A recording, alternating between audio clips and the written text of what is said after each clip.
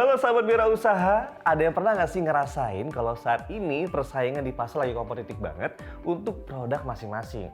Komunitas yang awalnya cuma kamu aja nih yang jual, lama-kelamaan jadi punya banyak saingan.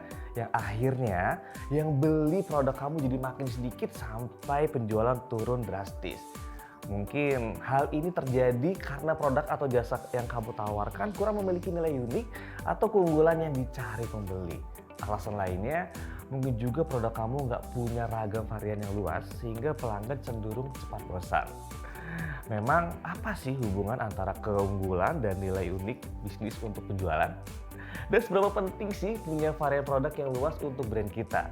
Nah, tentunya kali ini saya Anas Hendrawan akan mengajak sahabat untuk membahas pentingnya hal-hal tadi dalam mengembangkan bisnis. Dan kebetulan sebelah saya sudah ada Mbak Diah Kusuma Dewi, seorang wirausaha perempuan yang sangat berpengalaman, merupakan owner dari Me Time Fresh, sebuah brand yang produknya unik banget, yaitu susu nabati dari ragam olahan superfood. Halo Mbak Diah. Ya, halo Mas Yanas. Wah, ini senang banget ya bisa ketemu sama Mbak Diah, pelaku usaha yang sangat luar biasa, ya wanita, sudah 6 tahun pula menjalankan usahanya ya. Ya, betul. Nah, ini selama 6 tahun, boleh nggak sih Anda tahu awal idenya dari mana sih? Ya, awalnya ini berangkat dari personal experience ya, sebagai ibu muda yang saat itu kebetulan juga jobless, makanya gimana caranya bisa cuan dari rumah di 2017 saat itu. Kenapa? Karena saat itu di anak pertama tuh gagal AC eksklusif. Makanya tercetuslah ide ini, gimana caranya nih sambil jualan bisa bermanfaat juga agar ibu-ibu di luar sana tuh gak kayak saya nih gagal.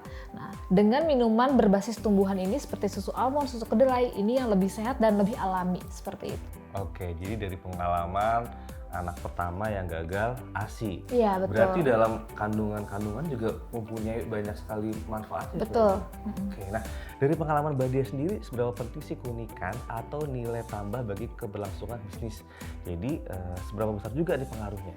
Ya, jadi keunikan itu penting sekali ya, atau nilai tambah buat produk kita atau suatu bisnis agar bisa menjadi pembeda dari produk serupa atau produk kompetitor, biar bisa dilirik lah seperti itu. Seperti Me Time Fresh ini kan dari ragam olahan superfood ya, jadi dia ready to drink, jadi siap minum, jadi praktis. Dan salah satu variannya itu masih belum banyak yang ada gitu ya, daun kelor.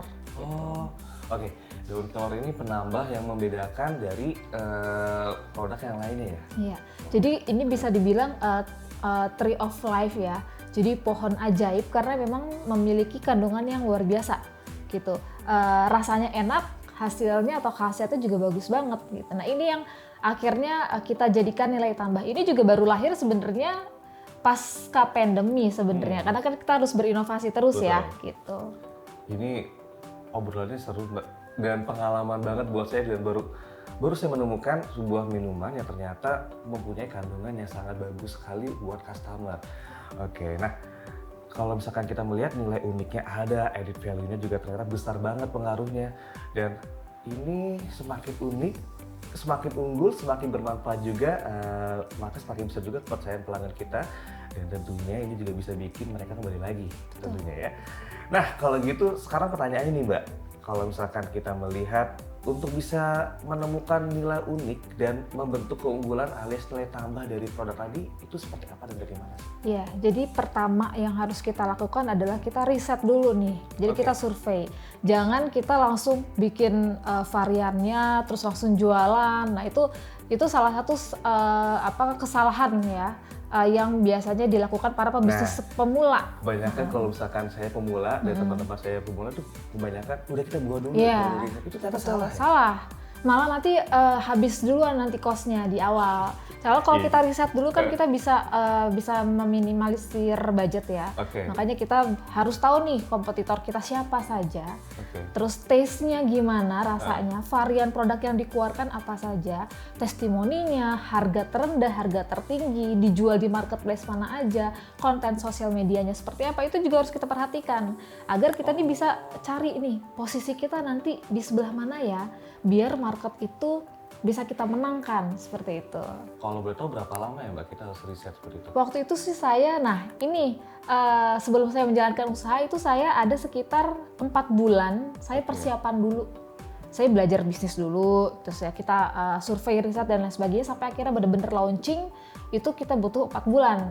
Tergantung sih kebutuhan ya, bisnis itu kan berbeda. Cuma saat itu saya sekitar 4 bulan. Oke, berarti setelah riset apa lagi yang dilakukan? Setelah riset ya kita mulai menyusun strategi. Gitu. Kita buat harganya, gitu kan. Terus kita buat variannya apa saja. Dan yang pastinya kita juga harus punya brand positioning. Nah, jadi ibarat produk itu punya, misalnya sebuah produk itu bentuknya persegi ya, persegi itu kan ada 6 sisi. Nah, kita nggak harus ada di persepsi yang sama atau di sisi yang sama. Kita bisa pakai sisi atas, sisi bawah, sisi kanan, kiri. Jadi kita brand positioning itu adalah bagaimana caranya nih bisnis kita atau produk kita tuh bisa dipersepsikan konsumen itu produk yang seperti apa sih, kayak misalnya Me Time Fresh ini kan dari awal tuh persepsinya adalah Me Time Fresh itu adalah ASI booster.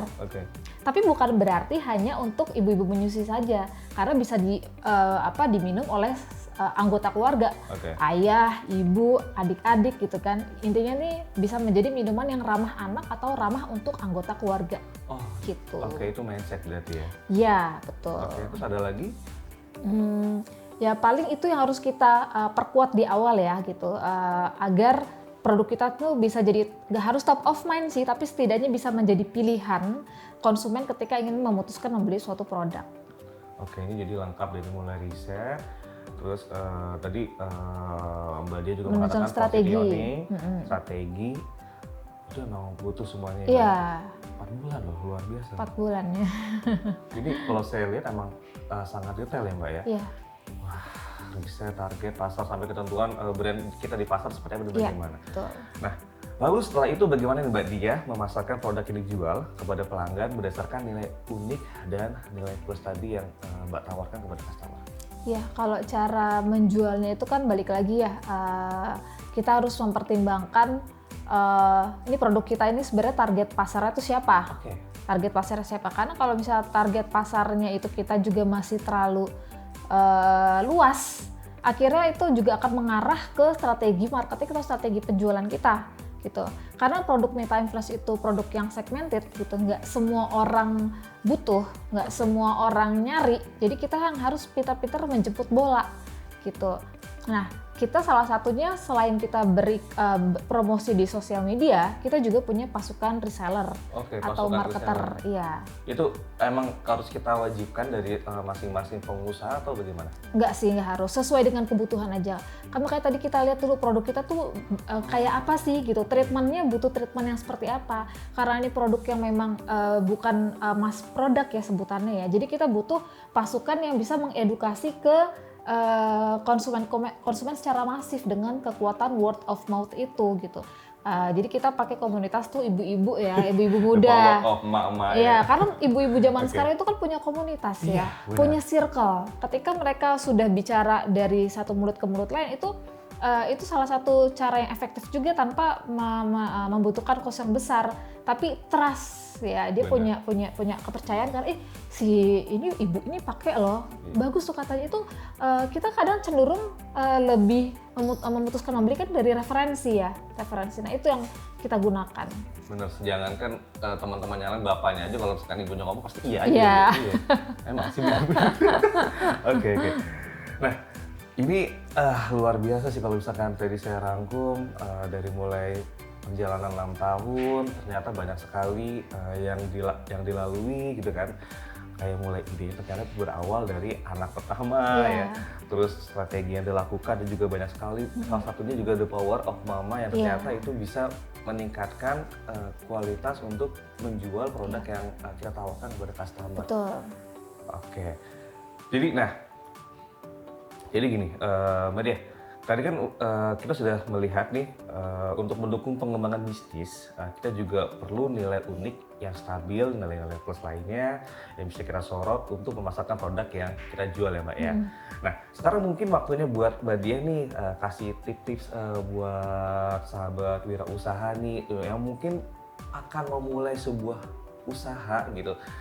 Seperti apa nih awal? Karena kalau yang saya tahu nih untuk membuat sebuah usaha, niat aja itu masih pusing. Betul. Kalau misalkan baru niat aja udah mikirnya nanti buat A-nya gimana, buat B-nya gimana, terus kalau nggak laku gimana gitu. Mungkin bisa dikasih masukan nih buat para calon sahabat wirausaha yang ada di rumah. Ya, kalau tipsnya sih pastinya kita harus keluarkan produk yang memang dibutuhkan. Karena banyak juga kadang tuh owner ya atau founder itu mengeluarkan suatu produk karena dia suka aja. Tapi belum tentu itu dibutuhkan. Jadi itu saya ngerasain loh. Iya. Saya ngerasain. Iya, jadi kita lihat dulu ini sebenarnya produknya dibutuhkan atau enggak sih.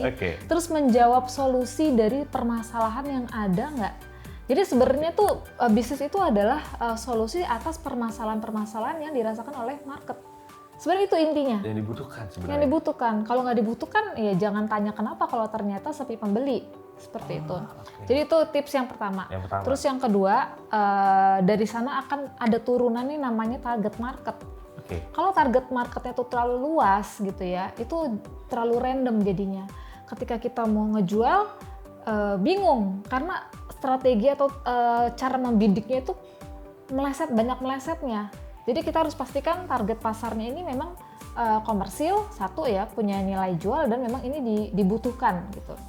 Itu yang kedua. Terus yang ketiga, kita harus mau belajar ya. Jadi seorang pebisnis itu jangan pelit buat keluar sejumlah uang untuk belajar. Karena saya awalnya itu bukan buat bahan baku modalnya malah. Buat belajar, buat ikutan workshop, buat ikutan kelas online, buat ikut seminar gitu. Karena dari situ kita bisa melihat atau mempelajari point of view dari pengusaha-pengusaha yang sudah sukses seperti itu. Oke, berarti yang menjadi sebuah permasalahan buat para calon wirausaha ini, mereka takut untuk belajar. Sebenarnya itu hal yang paling penting. Betul. Gitu. Nah, jadi buat para sahabat wirausaha, ini tips kisi-kisi dari Mbak Diah, jangan pernah takut untuk mencoba menjalani semuanya Mbak ya. Karena dengan cara seperti itu kita bisa terbuka pikirannya, kita bisa tahu bagaimana awal untuk bisa memulai dan lain-lain. Luar biasa. Keren. Masih muda ya, 6 tahun. Udah, amin.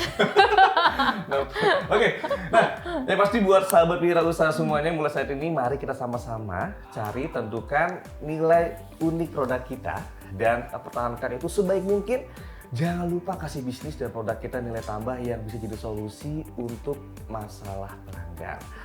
Jadi jika bisa punya semua itu, bukan nggak mungkin produk atau jasa yang kita tawarkan bakal selalu jadi pemenang di pasar dengan sejuta kompetitor sekalipun. Jangan lupa juga nih, akses juga video-video pembelajaran lainnya di website berikut ini. Cerdas berbisnis, Cerdas finansial.